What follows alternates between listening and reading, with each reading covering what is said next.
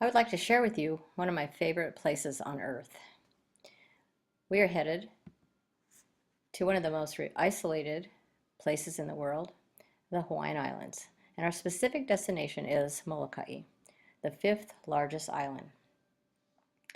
It is 36 miles long and 10 miles wide. It is 32 miles east of the main island of Oahu and 8 miles west of Maui. There are approximately 8,000 people living on Molokai, with over half the residents of Hawaiian descent. The airport is located on the drier western end of the island. 2 runways, 2 gates, and just about the same as it was 50 years ago. This is the sign that greets visitors as they leave the airport. It's a huge clue to the chosen pace of those living on the island. Our first stop is around 7 or 8 miles to the east. It is the main town of Kaunakaka'i. One main street with a few sides, 2 gas stations, 2 grocery stores, and a post office and a hospital. On Saturday mornings, on the main street, we'll go down there and take a look. A farmer's market springs up right here in front of the Bank of Hawaii.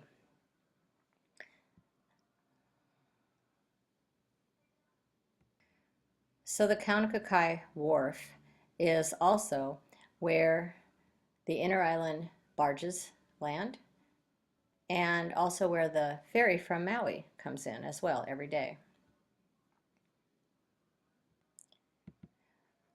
We're going to continue 10 miles east along Cam Highway to the district of Kamalo. In 1873, my great-grandfather immigrated here from Northern Ireland and raised 9 children in this place. In 1982, my parents built a house on the family homestead, and this is it. Today, my brother and I co-own that home, and we try to spend as much time there as possible. So here's an aerial shot of the house, and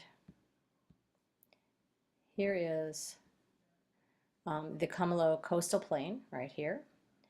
And Kamalo is known by 2 landmarks, and the first one is an abandoned wharf right here, and in the background you can see the island of Lanai. And the other landmark is a church just about a mile down the road from my house, built by Father Damien, and he was a minister that came and helped the lepers in Kalaupapa settlement, where we will end our trip. So going east again, the road ends at Halawa Valley. And this valley was once home to thousands of Hawaiians. Today, a handful of residents live a simple life, farming and fishing.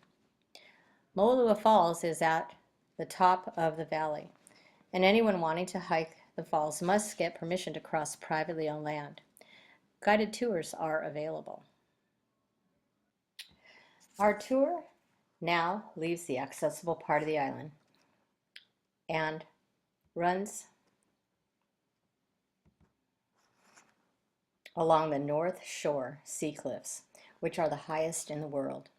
We will stop at 2 valleys, reachable only by boat, and a peninsula with slightly more access. The first valley is Halawa Valley. It is the largest of the North Shore valleys. And like Halawa, Wailau was once inhabited by thousands of Hawaiians. Now only a handful of residents have live part-time in the valley. Wailau extends 4 miles back and is full of waterfalls, lush vegetation, deer, pig, and goats. It is a favorite camping spot for locals during the summer. Pellicano is the next valley to the west. The steep sides of the valley preserve its isolation, and its beauty remains unadulterated by people. Here's a nice shot of the valley, and it's very steep and inaccessible sides. Just a couple miles more to the west is our last stop, the Kalaupapa Peninsula. It is a beautiful place with a horrible past. In 1866, because of its isolation, this land was designated by the King of Hawaii as a dumping ground for those inflicted with Hansen's disease, known then as leprosy. At least 8,000 suffering people were banished to this location, left with nothing, expected to fend for themselves.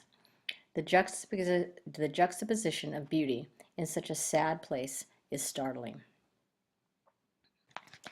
The magnificent vista from the Kalawao side of the peninsula, looking back towards Pellicano and Wailao, is magnificent.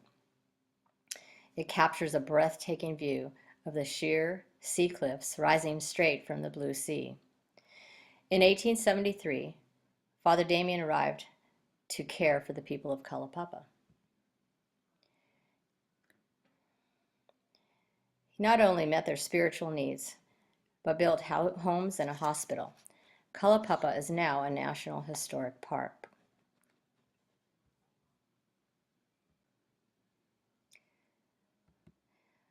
Here is a map of the town known as the Kalaupapa Settlement. Today, 19 residents remain at Kalaupapa. Access to the community is strictly monitored and regulated by the state of Hawaii. Here are a couple of town buildings.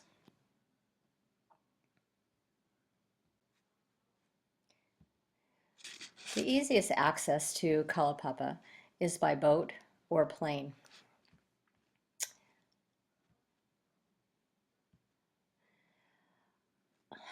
But there is also a 3.5-mile trail precariously carved into the sheer cliffs above the peninsula.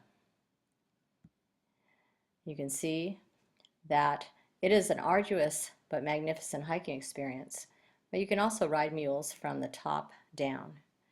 Here's a picture of the mule ride, and here is a picture of the trail that's carved into the mountain, and there are 26 switchbacks all the way down. Once you have hiked up the trail, as the locals say, you are topside. Paula State Park is a terrific vantage point from which to view Kalaupapa. From the parking lot, it is a short 3-mile walk through the cool mountain air, through the tall ironwood trees to the lookout, where you will see this view.